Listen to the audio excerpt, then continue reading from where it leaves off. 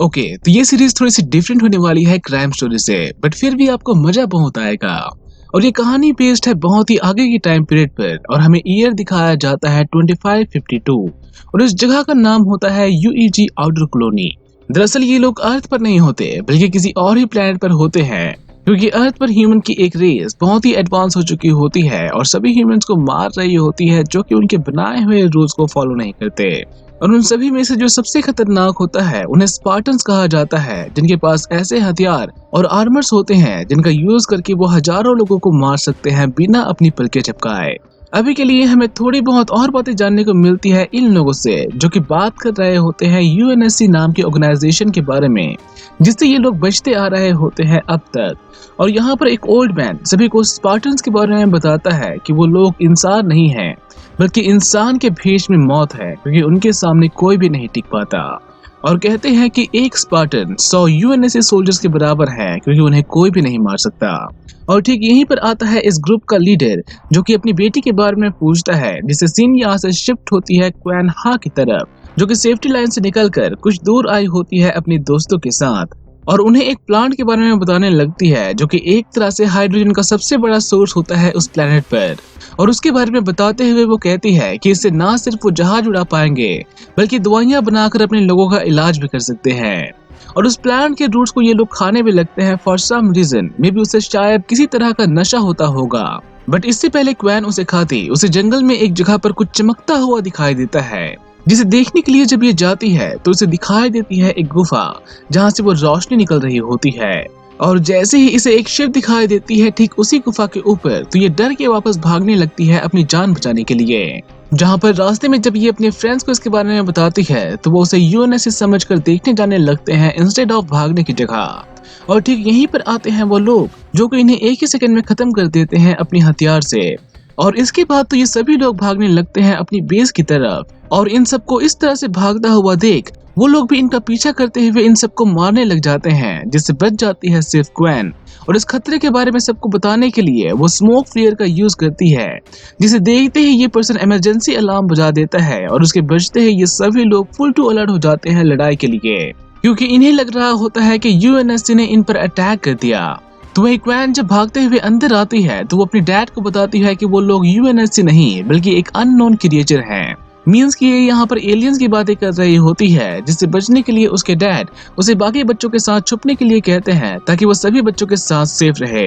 और सभी बच्चों के जाने के बाद एकदम सन्नाटा सा छा जाता है यहाँ पर, और सभी लोग बस दरवाजे की तरफ गन लिए खड़े होते हैं, ताकि उनके आते ही वो उन्हें मार सके। और जैसे ही वो एलियंस दिखाई देते हैं, सबसे पहले उन पर फायर करते हैं दीवार पर चढ़े लोग, जिन्हें वो एलियंस एक ही झटके में खत्म कर देते हैं। और जब वो अंदर आते हैं तो ये सभी लोग भी हथियार लेकर टूट पड़ते हैं उन सब पर, बट उन्हें एक खरोच तक नहीं आती इनके हथियार से। और वो सभी एलियंस बड़े ही निर्दयता के साथ इन सभी लोगों को मारने लग जाते हैं यहाँ पर, जिसे क्वेन हा यहाँ से निकलकर अपने डैड को बचाने के लिए जाती है। और जैसे ही वो यहाँ से निकलकर जाती है, ठीक यहीं पर घुस जाता है एक एलियन, और सभी बच्चों को निर्दयता के साथ मारने लग जाता है, जिसे रोकने के लिए आगे बढ़ता है क्वेन हा का डैड। पर उस पर फायर करने का कोई फायदा नहीं होता, क्योंकि उनके बुलेट्स उनके प्रोटेक्टिव लेयर्स को भेद ही नहीं पाते। और ठीक यहीं पर आती है एक और शिप, और ये शिप होती है यूएनएससी की, जहां से इस प्लेनेट पर कूदते हैं 4 स्पार्टन्स। और इन स्पार्टन्स को देखकर इस गुल्ड का लीडर और भी डर जाता है, क्योंकि यूएनएससी भी इन्हें मारना चाहती है। इसलिए ये स्पार्टन्स पर फायर करने लगता है उस एलियंस को छोड़कर। तो वहीं वो स्पार्टन्स इन्हें मारने के लिए नहीं आए होते, और खत्म करने लग जाते हैं उन एलियंस को, जिनको ऐसा करता देख ये लोग भी उनका साथ देने लग जाते हैं, जिससे हमें देखने को मिलती है एक तगड़ी वाली फाइट सीन। और ये स्पार्टन्स इतने ज्यादा फुर्तीले होते हैं कि वो एलियंस इन्हें छू तक नहीं पाते। इवन कि इनके आर्मर्स भी इतने स्ट्रांग होते हैं कि उन एलियंस के वेपन का कोई यूज ही नहीं होता इनके अगेंस्ट। और देखते ही देखते ये स्पार्टन्स सभी एलियंस को खत्म करने लग जाते हैं एक एक करके। तो वहीं इस गिल्ड में भी ऑलमोस्ट सारे इंसान मर चुके होते हैं, और अपनी बेटी को जिंदा देख जब ये उसके पास जाने लगता है तो इसे दिखाई देता है एक एलियन, जो कि ठीक उसी की ओर बढ़ रहा होता है उसे मारने के लिए। जिसे बचाने के लिए ये एक गन लेकर टूट पड़ता है उस एलियन पर, जिससे वो एलियन तो नहीं मरता, बट वो एलियन उसे जरूर मार डालता है। और जैसे ही वो क्वेन को मारने के लिए आगे बढ़ता है, ठीक यहीं पर आता है एक स्पार्टन, और इसका भी कर देता है काम तमाम। और सभी एलियंस को मारने के बाद ये रिपोर्ट करता है इन सब के बारे में कि उन्होंने सारे एलियंस को मार गिराया, और साथ ही 150 सिविलियंस की मौत भी हो गई इन सब में। एक तरह से यहाँ पर कोई भी नहीं बचा होता सिवाय क्वेनहा को छोड़कर, जो कि जब इन्हें रुकने के लिए कहती है तो ये उसकी बात बिल्कुल भी नहीं मानते और यहाँ से निकल जाते हैं उन एलियंस के स्पेसशिप की तरफ, जहाँ पर दो स्पार्टन स्पेसशिप को देखने के लिए जाते हैं तो वहीं दो लोग एंटर करते हैं एक गुफा के अंदर, जहाँ पर उन्हें अजीब चीजें दिखाई देती हैं जैसे कि वो एलियंस कुछ बना रहे हो वहाँ पर। और ठीक यहीं पर एक एलियन मौजूद भी होता है जो कि इनके मूवमेंट पर नजर रखते हुए एक हथियार दाने होता है इन दोनों पर। तो वहीं इन सभी चीजों के बारे में रिपोर्ट कर रहा होता है एक स्पार्टन और एक डिवाइस के पास जाता है जिसका यूज कर रहे थे वो एलियंस, और जैसे ही वो उसे टच करता है वो डिवाइस चमकने लग जाती है और साथ ही वो पूरी गुफा भी है, जिसे देखकर तो ये एलियन भी हैरान हो जाता है और उस पर फायर नहीं करता। तो वही ये डिवाइस इस स्पार्टन को कुछ मेमोरीज दिखाती है जिसमें वो एक फैमिली और एक डॉग को देखता है, और इससे पहले वो कुछ समझ पाता एक और स्पार्टन उसे आवाज देते हुए इन सबसे बाहर ले आती है और इसके उसे छोड़ते ही वो डिवाइस बंद हो जाती है, जिसे देखकर वो एलियन यहाँ से भागने लगता है और उसको मारने के लिए ये सभी उसका पीछा करने लग जाते हैं। जिसे बचने के लिए वो एलियन इनविजिबल हो जाता है, जिसे टकरा कर बेहोश हो जाती है क्वेन, और जब तक ये लोग उसे पकड़ पाते वो एलियन अपनी स्पेसशिप लेकर निकल भागता है यहाँ से, जिससे इन स्पार्टन्स का चीफ जिसका नंबर होता है 117 सभी को शिप में जाने के लिए कहता है कि वो अकेले ही उस एलियन डिवाइस को लेकर आएगा।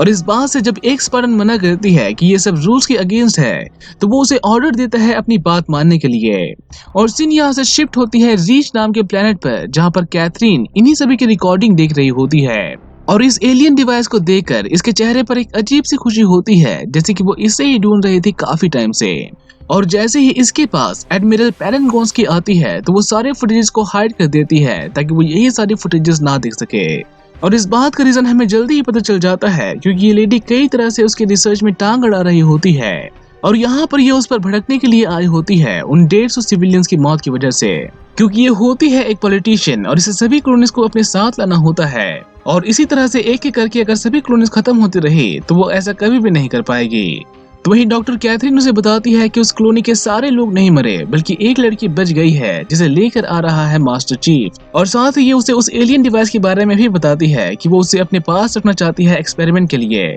जिससे कि लेडी पूरी तरह से तो नहीं पर मान ही जाती है क्योंकि डॉक्टर कैथरीन उनके लिए सबसे बड़ी एसेट होती है, एक जीनियस जिसने उन स्पार्टन्स को बनाया होता है। यहाँ तक कि इसने खुद की क्लोनिंग भी की होती है एक एंड्रॉइड रोबोट की तरह जिसे उसने नाम दिया होता है कॉर्टाना, और उसी को इम्प्रूव करने की बात जब ये उसके सामने रखती है तो ये उसे साफ साफ मना कर देती है इस बात के लिए।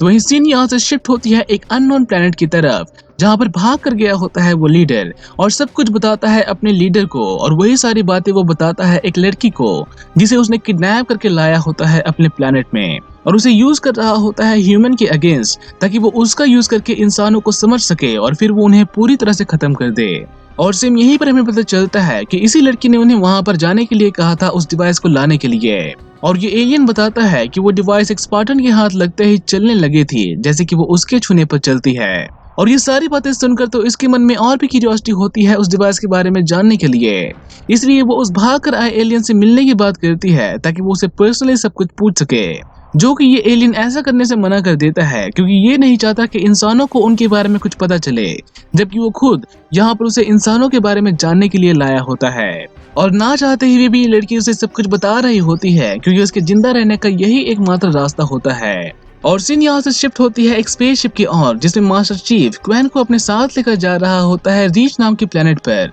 और जैसे ही वो होश में आती है वो चीखने चिल्लाने लग जाती है डर की वजह से क्योंकि वो एक अननोन शिप में होती है और अगर वो शिप यूएनएससी की हुई तो इसके लिए प्रॉब्लम वाली बात है। और इसके चीखने चिल्लाने की आवाजों को जब मास्टर चीफ नाम का ये स्पार्टन सुनता है तो ये उसके पास बिल्कुल भी नहीं जाता बल्कि वो उस डिवाइस को ही देखे जा रहा होता है जैसे कि उसे कुछ याद आ रहा हो उस डिवाइस को देखकर। और क्वेन के चीखने चिल्लाने की आवाजों को सुनकर इसी स्पेसशिप में होती है एक ब्रॉडकास्टिंग, और इस लेडी का नाम होता है मेरिंडा जो कि यूएनएससी की एक साइंटिस्ट होती है स्पेशली एलियन ऑब्जेक्ट्स को लेकर, और उसे समझाने की कोशिश करती है कि वो सुरक्षित है और उसे डरने की कोई भी जरूरत नहीं। और जैसे ही इसे लगता है कि क्वेन शांत हो गई है तो वो उसे टीवी के सामने आकर ब्रॉडकास्टिंग करने के लिए कहती है ताकि वो सभी कॉलोनीज को बता सके कि किस तरह से स्पार्टन्स ने उन एलियंस को मारा। और ये सब करके वो सभी क्लोनिस को यूएनएससी के करीब लाना चाहती है, जो कि डर के भाग रहे होते हैं इनकी क्रूरता की वजह से। और इसकी ये सारी बातें सुनकर क्वैन इस पर काफी गुस्सा होती है और भड़कते हुए कहती है कि अगर मैं टीवी के सामने ये कहूँ कि स्पार्टन ने मेरे पूरे कबीले को खत्म कर दिया तो क्या होगा? अगर मैं ये कहूँ कि यूएनएससी ने मेरे पूरे कबीले को मार दिया और मुझे बंदी बना लिया तो क्या तब भी सारी कॉलोनीज वापस यूएनएससी में शामिल होने के लिए आएंगी? जिससे ये भी उससे पूछती है कि तुम चाहते क्या हो, और क्वैन का आंसर होता है मैड्रिगल की आजादी। और ये वही प्लेनेट होता है जिसमें ये लोग अब तक रह रहे थे और अपनी आजादी के लिए ये लोग संघर्ष कर रहे थे यूएनएससी के अगेंस्ट। और ये सारी बातें सुन वो लोग ब्रॉडकास्टिंग बंद कर देते हैं क्योंकि वो लोग इससे ज्यादा बहस नहीं करना चाहते इस बारे में। और सीन यहाँ से शिफ्ट होती है कैथरीन की तरफ, जो कि मास्टर चीफ की बॉडी को एग्जामिन कर रही होती है कि उस डिवाइस का क्या असर हुआ है उस पर। और वो देखती है कि उस डिवाइस की वजह से उसका ब्रेन एक्टिव हो गया है और उसी की वजह से उसके न्यूरॉन्स भी अब वापस से काम करने लगे हैं। इन सिंपल समझे तो ये लोग उन्हें इमोशनलेस रोबोट्स की तरह यूज कर रहे होते हैं अब तक, और उस डिवाइस की वजह से मास्टर चीफ को अपनी सोचने समझने की एबिलिटी वापस मिल गई होती है। और इसलिए ये डॉक्टर मास्टर चीफ से कांटेक्ट करके उसके हाल चाल के बारे में पूछताछ करने लगती है, जो कि जैसे ही उसे बताता है कि उस डिवाइस को छूने पर एक विजन दिखाई दिया तो ये उसे डिटेल्स पूछने लगती है कि किस तरह के विजन। और जैसे ही वो कहता है कि जंगल और एक परिवार, तो ये पर्सन सतर्क हो जाता है, मतलब कि कुछ तो गड़बड़ है यहाँ पर। और साथ ही डॉक्टर कैथरीन भी उसे उस डिवाइस को ना छूने के लिए कहती है ताकि उसे कुछ और याद ना आ जाए। तो वहीं चीफ को कुछ ठीक नहीं लग रहा होता अपनी बॉडी के साथ, इसलिए वो अपनी बॉडी को चेक करने लगता है एक मशीन के द्वारा कि कहीं वो उस डिवाइस की वजह से इन्फेक्टेड तो नहीं हो गया। और जब इसका स्टेटस रिपोर्ट आता है तो वो उसे नॉर्मल शो करने लगता है कि वो बीमार नहीं है। तो वहीं सीन यहाँ से शिफ्ट होती है प्लेनेट रिज पर, जहाँ पर एक कमांडर अपनी बेटी मरिंडा से थोड़ी बहुत बातें करने के लिए आया होता है उसके लैब में। और जब ये उसे क्वैन के बारे में पूछती है कि वो उसके साथ क्या करेंगे, तो ये कहता है कि उसकी हालत बहुत ही खराब थी और यहाँ पर लाने से पहले ही वो मर गई, जबकि असल में क्वैन अभी भी जिंदा होती है उस स्पेसशिप के अंदर। और साथ ही मरिंडा ने उसे जिंदा देखा भी होता है और उससे बात भी किया होता है। और इसलिए वो अपने डैड पर गुस्सा होने लगती है कि वो इस तरह से आर्टिकल 72 का यूज नहीं कर सकते एक इनोसेंट बच्ची को मारने के लिए। और ये लोग ऐसा इसलिए कर रहे होते हैं क्योंकि ये क्वैन को एक प्रॉब्लम की तरह देख रहे होते हैं कि कहीं वो वर्ल्ड लीडर्स के सामने उनकी क्रूरता ना बता दे। तो वही चीफ वापस से इंसान बन रहा होता है क्योंकि उसके सोचने समझने की एबिलिटी वापस आ गई होती है, इसलिए वो क्वैन से थोड़ा बहुत फ्रेंडली होकर मजाक भी करता है इंसानों की तरह। और जब इसे क्वैन को मारने के लिए कहा जाता है तो वो ऐसा करने की जगह अपनी स्पेसशिप के कैमरास को ऑफ करने लग जाता है ताकि वो लोग उन्हें देख ना सके। और कैमरास के ऑफ होते ही इनके बीच में खलबली सी मच जाती है क्योंकि चीफ इनका सबसे बेस्ट हथियार होता है, जो कि अब खुद से फैसला ले रहा होता है जैसा कि ये नहीं चाहते थे। इसलिए ये उसे रोकने के लिए उसके शिप के ऑक्सीजन लेवल को घटा देते हैं ताकि वो बेहोश हो जाए और खुद से कुछ भी ना कर सके, जिससे क्वैन तो कुछ ही देर में बेहोश हो जाती है और साथ ही चीफ भी बेहोश होने लग जाता है ऑक्सीजन के कम होने की वजह से।